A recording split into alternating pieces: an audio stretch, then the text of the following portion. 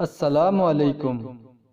تم طلاق لینے سے ایک صورت میں بچ سکتی ہو اگر تم اس لوہے کی دہکتی پلیٹ پر کھڑی ہو جاؤ اور تمہارا جسم جلنے سے محفوظ رہے تو میں مان جاؤں گا تم پارسا ہو، مگر تمہیں اپنی پارسائی لوہے کی اس تپتی پلیٹ پر ثابت قدمی سے کھڑے رہ کر ثابت کرنا ہوگی۔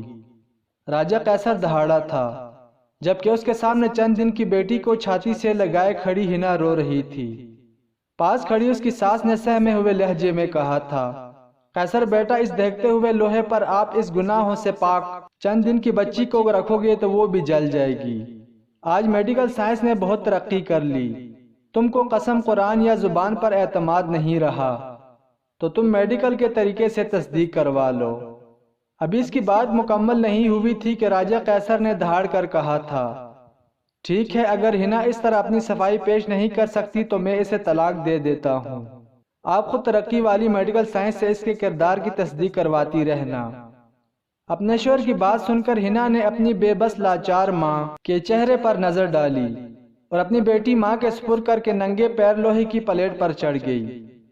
15 سیکنڈ میں ہی اس کے پاؤں کی جلد پھٹ گئی تھی اور پاؤں وزن برداشت کرنے کے قابل نہیں رہے تھے جب ہنا لڑکھڑا کر دہکتی ہوئی پلیٹ سے ایک سائیڈ پر گر گئی تھی اور پاس کھڑی اس کی ماں اپنی بیٹی کی تکلیف دہ حالت دیکھ کر بے ہوش ہو گئی تھی، جبکہ جلاد بنے اس کے شوہر نے اسے بدکردار کہتے ہوئے طلاق دے دی اور ساتھ ہی ثابت کرنے کے لیے ہاں باکردار اور حق پر ہونے والے کو آگ نہیں چھو سکتی اپنی چند دن کی بیٹی کو بھی اس لپٹے ہوئے کپڑے کے ساتھ دہکتی آگ پر رکھ دیا۔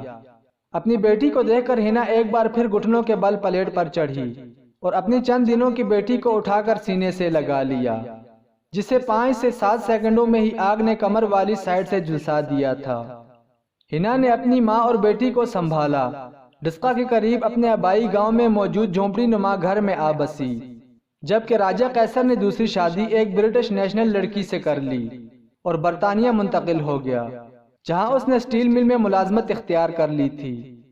دولت کے ریل پیل نے اس کے تمام عیب چھپا رکھے تھے، جبکہ برطانیہ کی آزادی نے اس سے گناہوں کی توبہ کی توفیق چھین رکھی تھی، یہاں تک اسے 20 برس پہلے کیا گیا ظلم بھی بھول چکا تھا۔ وہ 3 بچوں کا باپ بن چکا تھا جو جوانی کی دہلیز پر پہنچ گئے تھے، جبکہ دوسری طرف ہنا کی ماں ہنا کی عدت پوری ہونے سے پہلے ہی مر گئی۔ لاکھ کوششوں کے بعد کوئی شخص ہنا سے دوسری شادی کے لیے تیار نہ تھا۔ اس نے اپنا اور بیٹی کا پیٹ پالنے کی خاطر لوگوں کے گھروں میں کام کرنا شروع کر دیا، مگر درندے نما مردوں کے اس معاشرے میں ایک اکیلی عورت کہاں رزق کما سکتی ہے، اور دوسرے تیسرے مہینے اسے اپنی عزت یا نوکری میں سے ایک چیز کا انتخاب کرنا پڑتا اور وہ عزت بچا لیتی، نوکری چھوڑ دیتی۔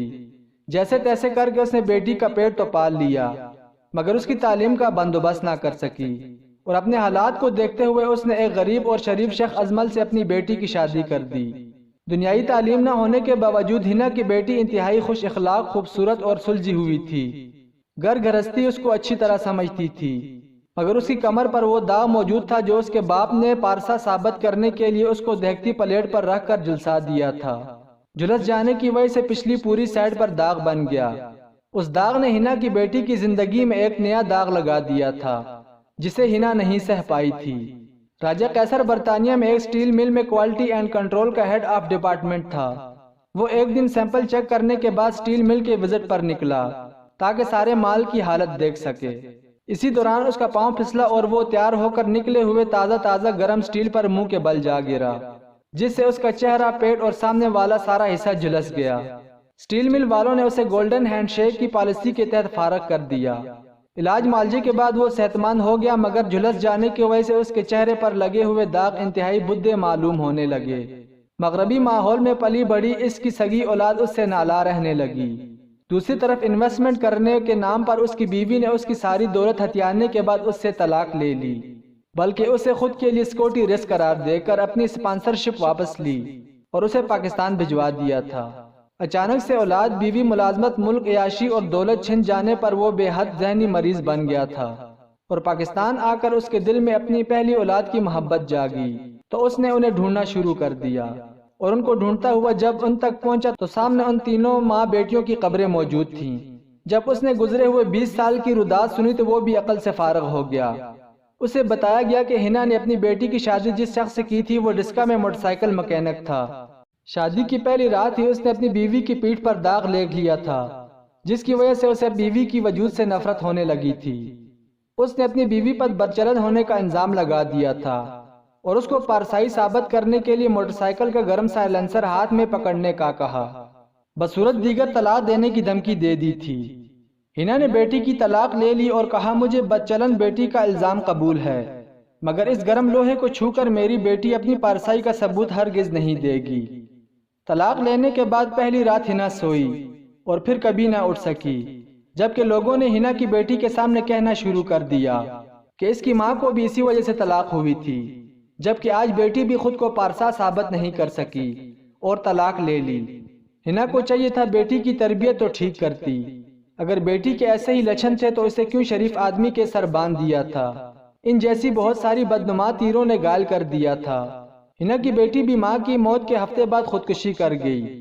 راجہ قیصر اپنی بیٹی کی آزمائش اور اپنے گناہ کی سزا بیٹی کو ملتے سن کر اپنے ہوش گنوا بیٹھا اور زیادہ تر وقت قبرستان میں بیٹھا اپنی بیٹی کی قبر کو صاف کرتا رہا اور کہتا تھا کہ پارساؤں کو بھی آگ جلا دیتی ہے اور ظالم کتنا ہی طاقتور کیوں نہ ہو، قدرت اسے ضرور سزا دیتی ہے۔